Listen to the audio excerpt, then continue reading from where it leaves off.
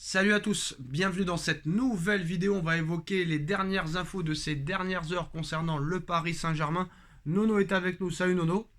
Salut Sacha. Alors Nono, hier on a parlé du grand ménage, on va pas y revenir. On sait de quel joueur le PSG veut se séparer.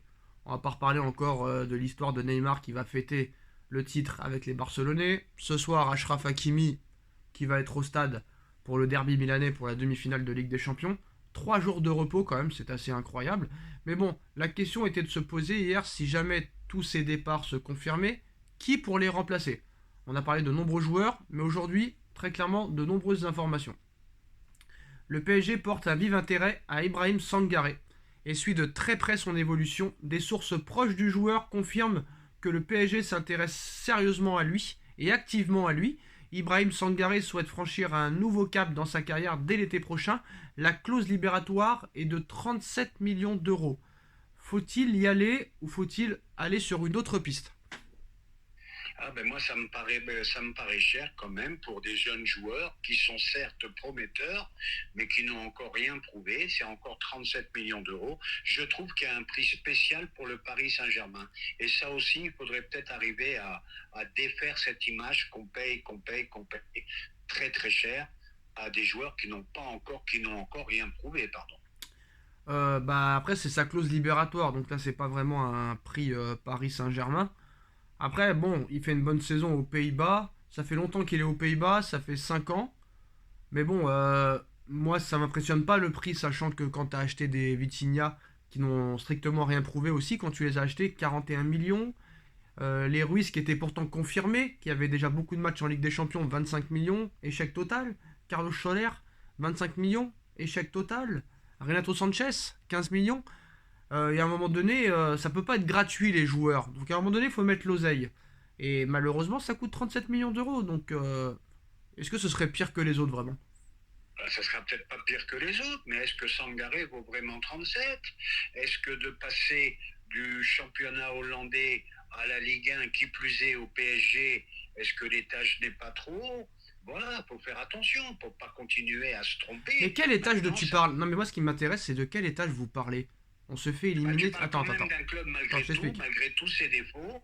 Tous Tu les parles ans, quand même d'un club tous qui les malgré ans, tout joue la Ligue des Champions tous d'accord, les ans. d'accord. Tous les ans, tu te fais éliminer en huitième.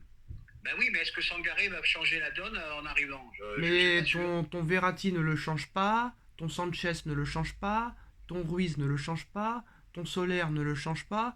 Depuis que le trio Mota, Matuidi, Verratti n'est plus là, il n'y a personne qui arrive. Et Donc, ben c'est justement, Sacha, pour ça que je te dis les qu'il joueurs que tu faut veux, ils ne faire sont pas attention. disponibles.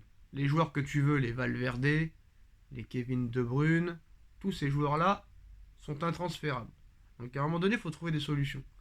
Avec tout ce que tu as dépensé ces dernières années, je me dis 37 millions pour un joueur de 25 ans qui n'est pas non plus si jeune que ça, c'est pas non plus la mer à boire. C'est pas la mer à boire, mais point d'interrogation, Mais en tout fait, Nono, simplement. tu vois, par exemple, toi, t'aimes pas que je critique Riolo, et ben là, je le critique. Vous êtes des genres de personnes à dire non, je veux pas lui, je veux pas lui, je veux pas lui, mais vous n'avez aucun nom. Personne. Parce Ça que me tu fait as rire. donné la réponse, Non, Sacha. mais personne. Les noms qu'on veut, bah, tu as donné Bah la alors, comment réponse. tu fais Ils pour sont renforcer ton milieu intransférables. de terrain? Comment tu fais pour renforcer ton milieu de terrain alors que tous les joueurs que vous rêvez ne sont pas disponibles? Tu fais Eh comment? ben, t'en as un qui est à 200 kilomètres de Paris, qui s'appelle Sekou Fofana. Et je pense qu'à 37, comme tu as Oui, mais dit, ça, hein, Nono. Ça, à Nono. 37, Lens, il cède. Hein. Non, mais le problème, Nono, le problème, c'est que tu l'as compris l'année dernière, tu l'as compris cet hiver, et tu le comprends encore là. Le mec n'en veut pas. Ils n'en veulent pas. On ne sait pas pourquoi. C'est incompréhensible. C'est une faute professionnelle. C'est une incompétence totale. Mais les mecs ne veulent pas. Malheureusement, toi et moi, on n'est pas Campos, on n'est pas Nasser. On peut rien faire.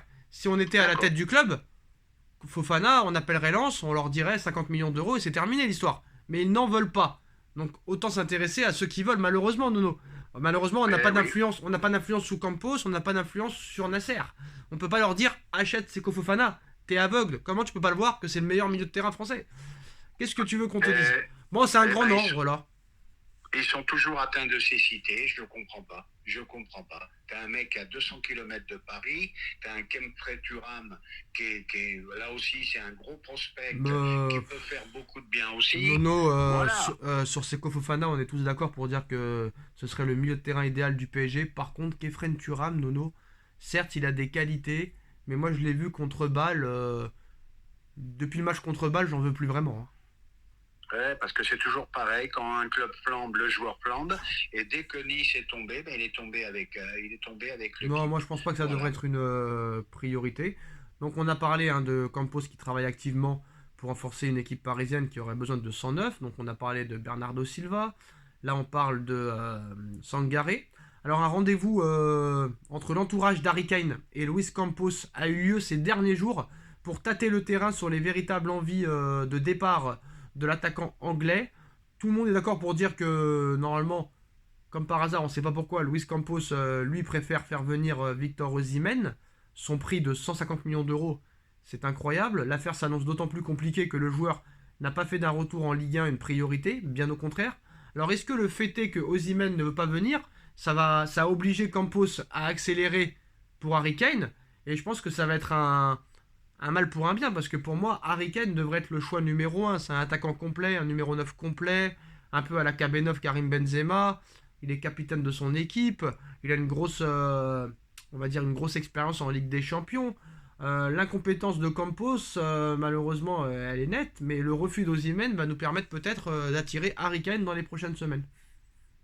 Eh ben déjà, première chose, il veut pas venir, donc faut surtout qu'il reste où il est. Et puis Harry Kane, complément idéal de Mbappé, je l'ai dit 1000 fois et je le répète. Et tu as fait une bonne comparaison. Il ressemble beaucoup dans sa façon de jouer à Karim Benzema. Il a pas peur des efforts défensifs. Vraiment complément idéal de Mbappé. Et là, ça serait vraiment un très très gros renfort. En plus, le mec a l'air bien, très professionnel. Là, c'est vraiment un transfert qui me plairait. Et je Alors, pense pas que ça coûterait 150 millions comme aux Ubu. bon, ce sera pas si mal, et c'est Osimhen. Alors, les dernières infos. Alors, Luis Campos a rencontré le frère et agent d'Harry Kane. Le Paris Saint-Germain est quasiment OK avec l'agent d'Osimhen qui lui priorise toujours l'Angleterre. Alors, intérêt réciproque entre Bernardo Silva et Paris. Campos vise également un attaquant de profondeur. Donc, Harry Kane, pour l'instant, est en haut de la liste. Après, je pense que ce sera pas loin non plus, Nono, des 150 millions d'euros. Connaissant Monsieur Lévy, il va pas le brader, bien au contraire. Je sais pas combien de temps il lui reste de contrat à Harry Kane. Il lui Pour ça, reste je un peux an. pas dire de Un an. un an, mais je pense pas que ça vaille 150 à un an, Ouais, mais ça ça va veut rien beaucoup dire, plus. Nono. Eden Hazard, quand il a signé au Real pour 110 millions d'euros, il avait plus qu'un an de contrat non plus. Donc, voilà. Exact, exact, exact, C'est ça exact, le problème. Et exact. n'oublions pas que quand Mbappé a failli signer au Real en 2021, à un an de la fin de son contrat, bah, Paris ont demandé 180, hein. Donc, voilà. Oui, oui. Les grands joueurs, même à un an de la fin, ça coûte cher, Alors, c'est vrai. sachant que Osimhen ne veut pas venir en Ligue 1 et que très clairement Luis Campos a rencontré carrément en personne le frère et agent d'Harry Kane, est-ce que ça veut dire que là, il va pas faire comme l'année dernière, la grosse erreur d'avoir attendu très très longtemps parce que l'année dernière, le mercato avait été raté par rapport à la prolongation très lente de Kylian Mbappé et le Barça a profité pour prendre Robert Lewandowski. Là, Campos, est-ce qu'il a retenu les erreurs du passé? Est-ce qu'il accélère tout de suite sur Harry Kane pour prendre de l'avance sur les autres équipes? Eh ben, j'espère que la leçon va être entendue, hein, vu le mercato loupé de cette année. Ben là, faut foncer, hein, faut foncer sur Harry Kane, faut foncer sur Silva. Et en plus, d'après ce que j'ai lu, il se sent plus très bien. C'est au niveau de la vie familiale que à Manchester, ça commence pour lui à être insupportable. Faut en profiter, faut taper. Déjà, je vais te dire, si Tu tu fais parles de qui là? Tu fais Silva et Harry Kane, c'est un très très gros recrutement, Ah, hein. tu parles de Silva là, le dernier à Oui, Manchester, oui. d'accord. Ok, et en plus de ça, bah, comme Hugo Ekitike aussi est sur le départ, comme Lionel Messi, comme Neymar, etc., bah, Sadio Mané a annoncé officiellement qu'il voulait quitter le Bayern de Munich. Le Bayern de Munich est prêt très clairement à le brader, c'est une erreur de casting. On a parlé d'un retour peut-être à Liverpool, mais ça a été très vite démenti. Alors Sky Germany assure que Sadio Mané veut s'en aller cet été, le Bayern veut s'en séparer, Thomas Tuchel ne compte pas sur lui. Il a un salaire quand même de 20 millions d'euros par saison, mais le Bayern est prêt à le laisser partir à moins de 30 millions d'euros. Est-ce qu'il faut foncer les yeux fermés sur Sadio Mané? Ah ben moi j'y vais, hein. Il est encore, malgré tout, il n'est pas trop vieux, il doit avoisiner les 31 ans, il a encore quelques belles années dans les jambes. Moi j'irai, j'irai. Le problème, Nono, c'est son salaire de 20 millions d'euros par an. Je pense pas. Ah bah ça, eh ben, je vais te dire que le Bayern fasse comme Paris fait, hein, qu'ils prennent en charge une partie de son salaire. Ah bah non, ils vont pas Il le n'y a pas prêter, ils que veulent le nous. vendre. Il y a pas, bah nous Bah on non. fait que ça, on prend en charge Non, mais je une t'explique un partie petit du peu, salaire Nono. des joueurs qui Non, partent. mais Nono, je t'explique un petit peu. Le Bayern veut s'en séparer, ne veut pas le prêter. Ils veulent s'en séparer, le vendre.